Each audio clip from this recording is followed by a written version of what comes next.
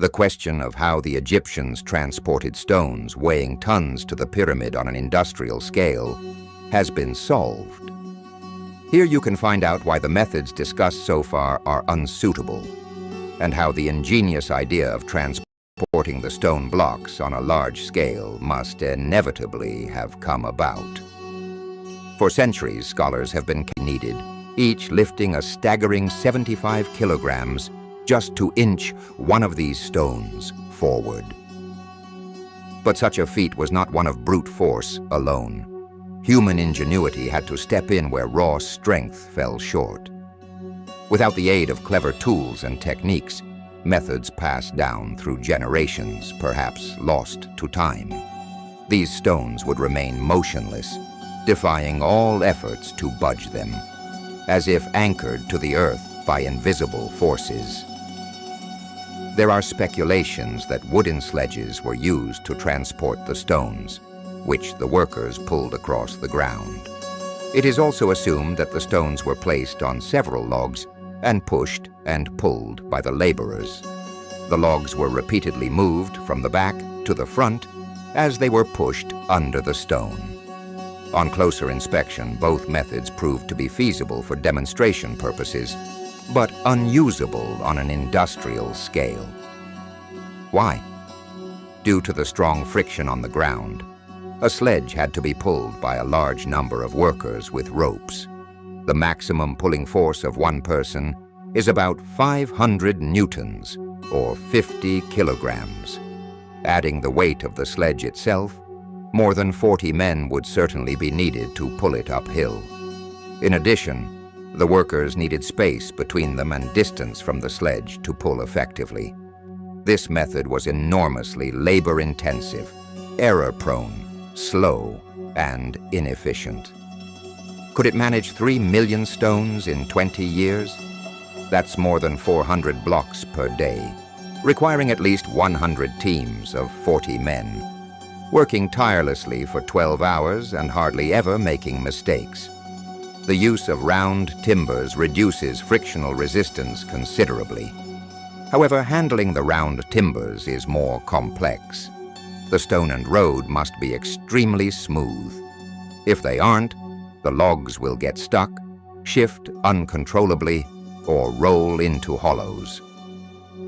Additionally, the Egyptians couldn't produce perfectly round, uniform logs as we do today. Without modern tools like lathes, uneven logs would get stuck or slip.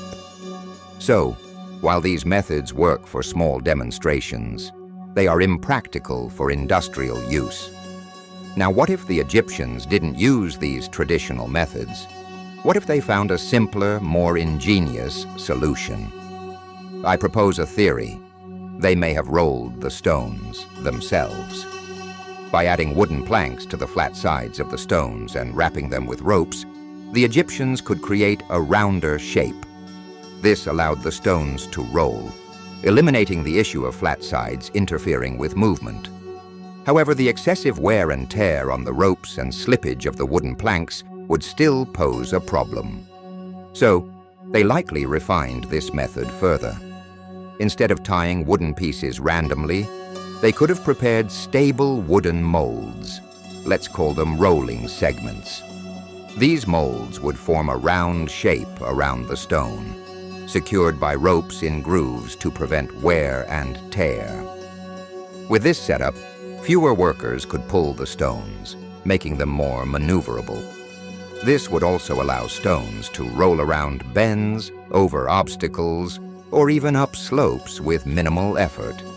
For example, by attaching ropes to rolling segments with metal end pieces, they could pull the stones up the steep sides of the pyramid without the need for a massive ramp. A simple wooden track on the pyramid and human traction would suffice. To validate this theory, we would need to find evidence, like a rolling segment, left behind. Could such a clue already exist? It's a question worth exploring. Building the pyramids with 3 million stones, each weighing an average of 2.5 tons, remains an enormous task. But this theory offers a more credible explanation than others. Thank you so much for your interest. I truly appreciate it. I look forward to welcoming you back to my channel in the future. Take care, and see you next time.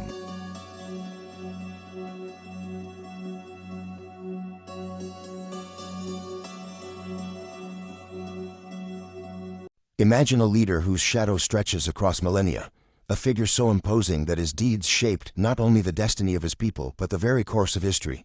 This is Ramses II, more commonly known as Ramses the Great, a pharaoh of ancient Egypt renowned for his power and reverence.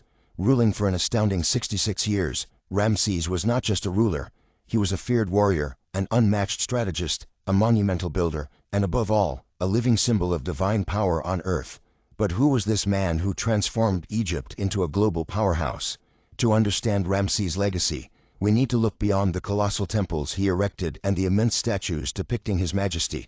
Ramses was a ruler who deeply understood the power of image and narrative.